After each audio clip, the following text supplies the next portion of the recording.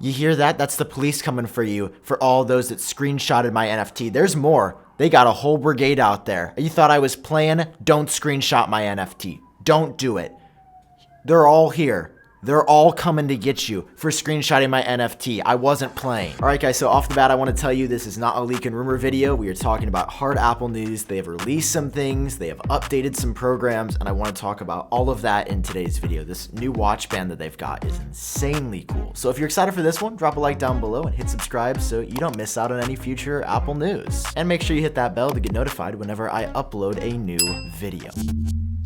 Okay guys, so kicking things off today, I want to start off with Apple's educational program. I'm sure if you were a student like I was at one point, you definitely took advantage of this. Or maybe you weren't a student and you realized that if you go onto the Apple educational store, you can just buy the products at a discount without an educational email, without a student ID, without being a faculty member. This loophole has existed for as long as I think I've been on YouTube, which is a very long time now. And they just didn't do anything about it. You can just go on the educational store and be like, yeah, I was a student, here's my pencil. And then they'd be like, okay, free iMac. So about a week ago, finally, Apple fixed it and they patched it where you had to log in with this program called Unidays, which is the student verification program. And then apparently there was some backlash and like faculty members couldn't actually get the discounts that they needed through their verification. So then they revoked it. So to my knowledge right now, it's just back to how it initially was and you don't have to log in or verify. So you can technically as a student or hypothetically as a non-student get some discounts on Apple products. But if you are somebody in education, it is a nice way to get discounts on products that even dropped maybe just a couple of days ago. So just to say this loud and clear so everybody gets it, this is who is eligible. If you're a K through 12 faculty, staff person, or a homeschool teacher, if you're a college student, or if you're the parent of a college student. Y'all are thirsting for these discounts like Amazon doesn't exist where the products are already available discounted year round. Like just go over to Amazon before you buy Apple product. It's so much cheaper there. Basically just don't scam Apple's educational program and everything will be fine. But then they did the change and now it's gone. So I don't really know what's happening, but we do have some other products that Apple released that will be staying around for a while. And the first of these is actually a slew of software updates. iOS 15.3, macOS 12.2, new watchOS, tvOS, and an update for your HomePods is out now. And you would think by all of the big version names that there'd probably be new features, right? That there would be a lot of changes, some cool stuff to play with. Not this time, bucko. There are no changes in the update. It is 15.3, but it should really be 15.2.2. What's going on here, guys? I need to understand. Nope, there is absolutely nothing new on the front end. In fact, the only important change, which is a very important thing, it is a security update where essentially Safari was giving away some personal data and your Google account ID to sites without your permission. There's actually a whole website that shows how it works and it's pretty interesting. I'm glad to see Apple fix it, and my only idea is that maybe they pushed out 15.3 so early along with everything else just to get this out the door and implement the fix, but it definitely doesn't feel like a major update. Anyway, it's out now. I'd recommend updating. I've already updated my devices and I've been all good. The second thing though is actually a new product. So Apple just dropped their first new product in the US of 2022 and it is the Black Unity braided solo loop band. These are the ones that are continuous. They just slide on your wrist. So when you buy this, you'll have to get a printed out tool and basically measure your wrist to make sure you get the right size. I mean, I've seen a lot of people say the same thing, so I don't have a lot to add here about the design in that it's really good and that I want to see more Apple Watch bands designed by whoever designed this one in the future because it's the sea of black fibers, but there's sprinkles of reds and greens that are really vibrant. It's elements of the Pan-African flag that have been baked into this band, and it just feels genuinely special. And I will say historically, I have been a bit sus when big corporations try to be like,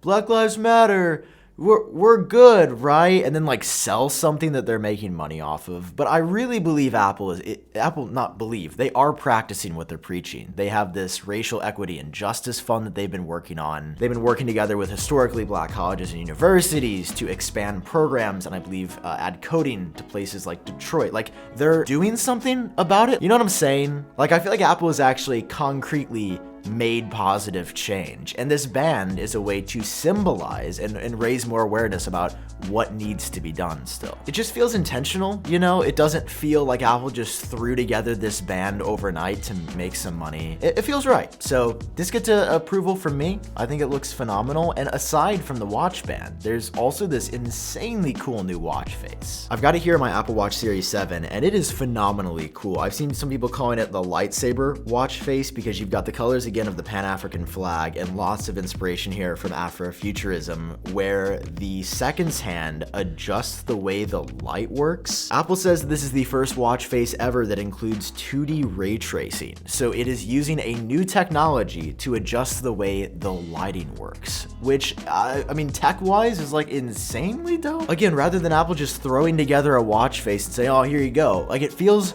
very focused and meaningful, and the fact that they're debuting an first ever technology on the Apple Watch with this watch face makes it even cooler. So this is just all very neat. And then on top of that, so right, like we got the watch band, which is available, by the way, order it online now, and it's 99 bucks. It's gonna be in Apple stores, I believe, starting February 1st, and then the watch face is out now. But there's also some wallpapers. Like it's this Christmas Day because Apple also dropped some custom, specially made wallpapers for your iPhone, your iPad, and your Mac. Again, made for each of these screens, very custom, very slick. It's these reds and greens ambiently on screen. Of course, I'm already rocking it on my iPhone, and if you guys want to as well, I've got a link to these wallpapers down below in the description. You can head over to my website and grab them there. All of this just feels incredibly well done and way better to me than last year, because Apple did this last year. They had not only a new watch band and a watch face, but a specific black Unity Apple Watch Series 6. I actually picked it up and unboxed it, and it was pretty sweet. Now, to be clear here, these are just the physical products. Apple's also highlighting black voices across their entire ecosystem in the App Store, in Maps, in Podcasts. So they're gonna do that, I think, probably throughout the month of February, but there's a preview of it over on their newsroom